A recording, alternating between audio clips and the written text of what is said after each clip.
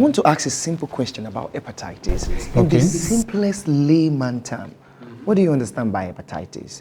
And why is it so dangerous? You know, so dangerous that people are not talking about it. Okay. From the layman's term, hepatitis is an inflammation of the liver. Okay. That is the simple term. But then we have different kinds of hepatitis. We have hepatitis A, B, C, D, and E. Whoa. I think the one that is most prominent with people is the hepatitis B. Yeah, that is the one that has a widespread here in Nigeria. That is the problem we're facing. Okay, so let's talk about the facts. How are people, what is the fact, what is the statistics, actually in the nation's capital, Abuja to be precise, what is the stat of people with hepatitis? Okay. Here in Nigeria, Abuja to be precisely, statistically, it is calculated to be 1 in every 10 persons. So if I find 10 persons gathering for something for a particular cause, 1 person will be hepatitis B positive. That's crazy. Even, let me tell you more about it, 9 to 11% of people, of blood donors, test positive to this. Blood donors? Yes. Most of them don't know they have hepatitis B, not until maybe a family member is sick and they come to the hospital and then they are looking for someone to donate blood for the certain family member. And then when you go for serology test, because you have to pass through serology test for you to be a donor.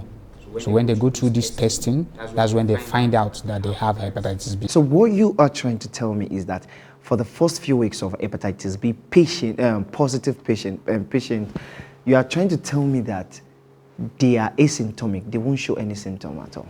Not just for the first 1 week. Most cases of hepatitis B don't show any signs at all. For a year, 2 years, maybe so many years. 2 years. Most people die having hepatitis B and they don't even know about it. People can stay with hepatitis 2 years and they won't know? Yes. Okay, so let's talk about the transmission. Let's talk about the transmission, the diagnosis. Or let's start with the transmission. How do people get transmitted? Because it's crazy for people. If I see you having rashes on your body, I won't want to move close to you because I know I could confuse that for measles, and measles is a communicable disease. But then, for asymptomatic virus like hepatitis, how can you do it? There's something that baffles me. In our society these days, young youths, they don't even care about owning their own hair clipper. Right.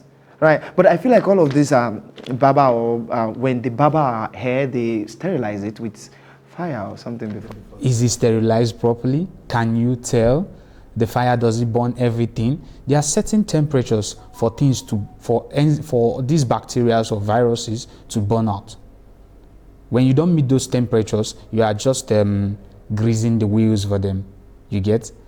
Hepatitis B, or hepatitis in general, can be contracted through the shared usage of personal belongings like the hairbrush, hair comb, for persons that have injuries already on their hair. What is this about people living in the boarding school? People living in the boarding school, that is why it is good to always educate young adults coming up, young children coming up, everybody, even parents. They need to know these things so that they can educate their children properly, because it's not just about being clean. You have to take care of your personal belongings, like the toothbrush even. We have had cases of people telling us, I went to my friend's house, I didn't go with my brush, so I had to use his own to, brush my teeth. Oh, wow. Merely brushing your teeth with a positive hepatitis B patient's brush gives you that too. With all of the knowledge you possess, can you tell us every single means for someone to get infected with hepatitis? Basically, hepatitis is contracted through bodily fluids. Okay. Bodily fluids. Like unprotected sex, using the same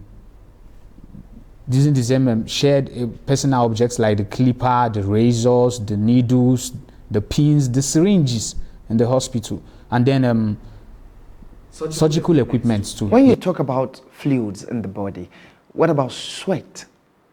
when I do like this and I flick it and it touches someone, do they get infected?